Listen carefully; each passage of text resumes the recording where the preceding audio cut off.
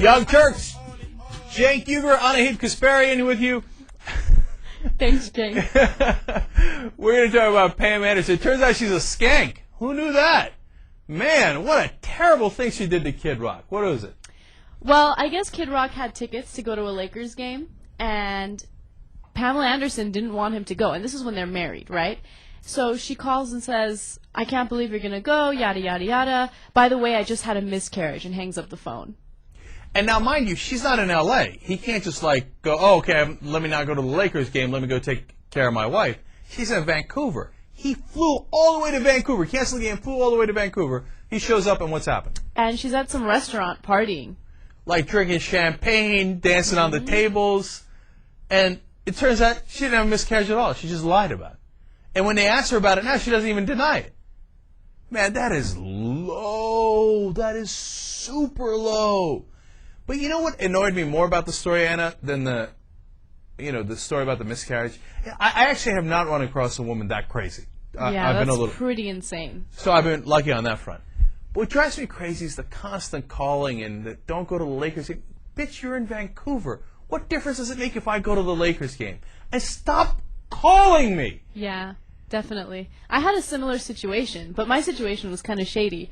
I was supposed to spend the night with my boyfriend, and then his friend popped up with Laker tickets, box seats and everything, and he canceled on me to go to the Lakers game. And I was pissed, but I didn't say anything. All right, you got to calm down. Okay, you got to understand, it's the Lakers. Whatever, but you don't cancel on your girlfriend. Of course you do. It depends on the situation. You don't cancel on them for the Clippers, but you cancel on them for the Lakers. Whatever. And is it regular seats? Is it a box seat? Is it by box the court? Box seat? Oh, no way. I definitely would have canceled. It's a no-brainer. I know. That's why I didn't say anything, but I mean secretly. But secretly still holding a grudge. See, but that's what I'm talking about. What's the problem with women, right? It's not that I don't want my girlfriend to call. I love her. I want to talk to her. I call her sometimes. We get together. Everything's fine. Right. But sometimes we'll go out with a girl who call 6 times. Oh, yeah. Why didn't you call me? Well, because apparently I was in the middle of doing something else, isn't it? Okay, that's why I didn't call you. Why didn't you call me? You know what? I get so fed up so quick with it. I'm done. Right. But you don't want me? You want me to call you? Here's a call. We're done. Thank you very much. Do you agree that when you're dating somebody that you should talk to them at least once a day? No, definitely not. It depends. If you want to talk to them 3 times a day, talk to them 3 times a day. Maybe that day you're busy. Maybe that day you went to a movie and just didn't feel like calling your girlfriend. So what? Does that mean all of a sudden, oh no, that means he doesn't love me. I gotta nag him more. Because that'll work, right? You guys are done. I want to hear from my boyfriend once a day. That's it. I know, because you're a girl. I don't want to, but look, I don't talk to him. I don't call him 6 times a day. He doesn't call me 6 times a day. I know that there are days in the week where we're not going to see each other or hear from each other, but I'd like to at least hear from him. Hey, how's your day going? I know I'm busy too. Well, I just want to see how you're doing. Talk to you later.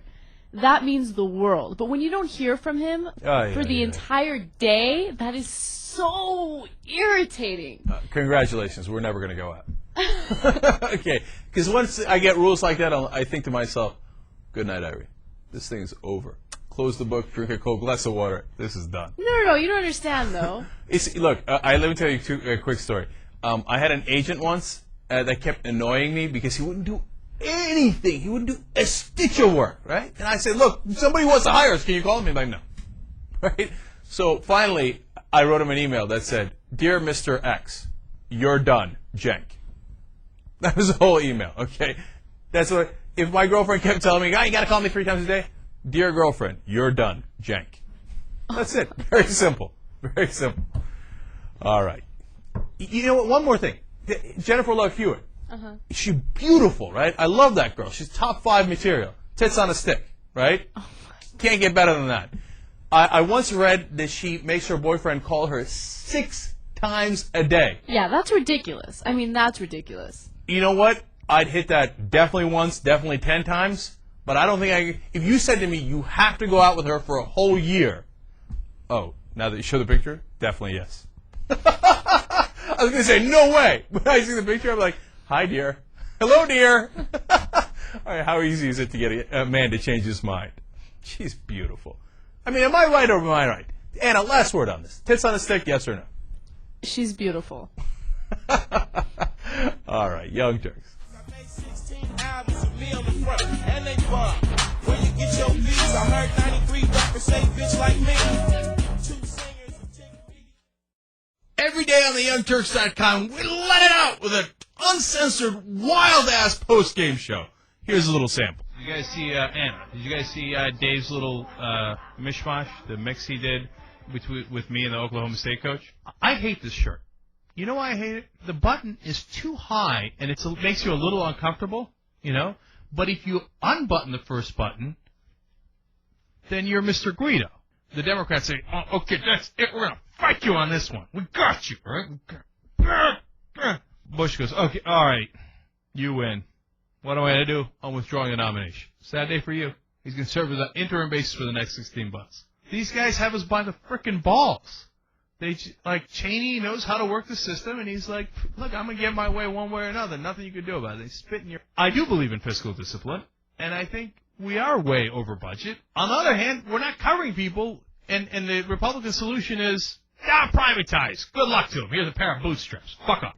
I no longer have a lot of sympathy for the it's too expensive argument, because we've just spent hundreds of billions of dollars on total nonsense for the past 6 years. Yeah, what are you talking about? Stop the fucking Iraq war. And it's a devastating argument. You just can't get beyond that argument. And Bush is going to exercise his third veto on this. No, fourth veto. The sick? Screw the sick! We're going to spend money on Iraq! Right? And, no, the Bible tells me to not care about the sick. And every Republican candidate is like, go get him, Bush! Veto it! Yeah!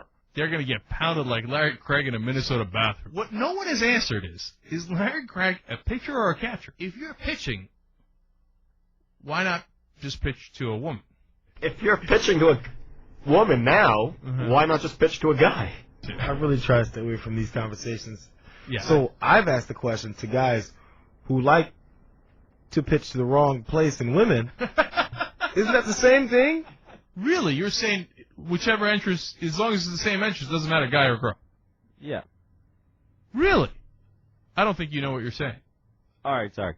At least 30,000 Mormon fundamentalists, is that all rape and is that all wrong and it's not allowed? We think your religion is insane and we're not going to allow it. In a bizarre way, I'm slightly conflicted about this. We got to draw the line somewhere. Dave, you used to say that one of the things you loved about Latin America is that there's more freedom in a lot of ways in Latin America.